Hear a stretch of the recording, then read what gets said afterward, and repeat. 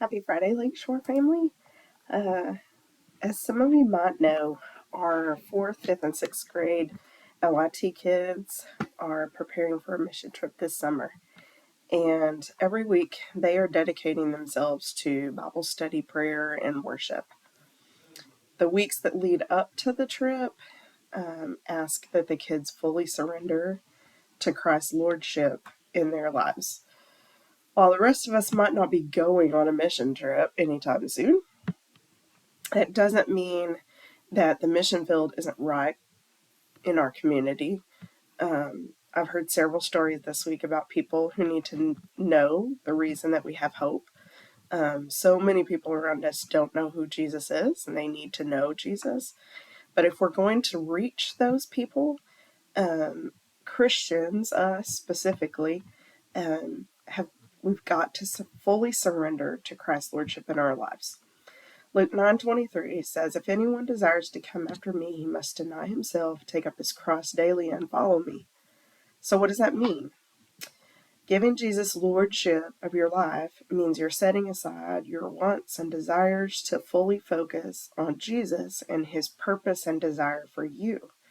It's more than just becoming a Christian or going to church. It's a sacrifice. That sounds like we're giving up far more than we would ever gain. But according to Mark 10, we gain 100-fold of that in eternity.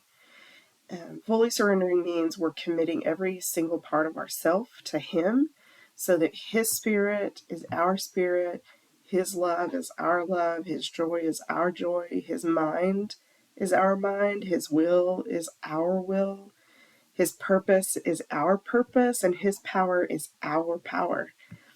Your time, your hobbies, talents, gifts, purposes, wants, preferences, your need to control, my need to control, are things that need to be submitted to Him. It means we're giving Christ all that we have, and we're willing to follow Him anytime, anywhere, anyway. I want you to think about a couple of different examples with me. If you read Mark 10, there's a rich man who asks Jesus what he needs what he needs to do in order to get eternal life. And Jesus tells him he needs to give up his possessions and follow him. The man ends up leaving sad because he didn't want to have to give up all of those possessions in order to follow Jesus.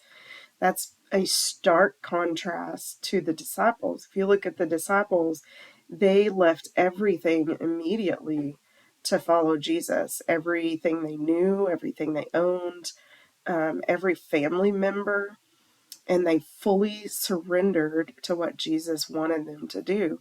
Their commitment, though, it came with a cost. Many of them died for following Jesus. So I want you to think about what's the difference between their commitment and what's required of us. Nothing. We're required to follow with the same level of commitment. So I want to encourage you this week to examine your commitment. Have you fully surrendered? Is there any area of your life that you still want to control?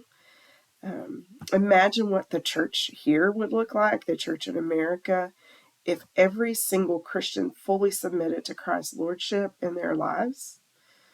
We would be a church full of disciples who are seeking to reach those around us with the good news of Jesus.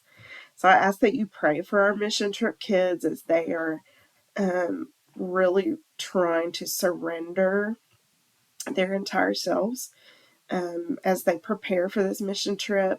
But I also want you to pray about how you can fully surrender yourself to Him. I hope you have a great weekend. We love you, and we'll see you on Sunday.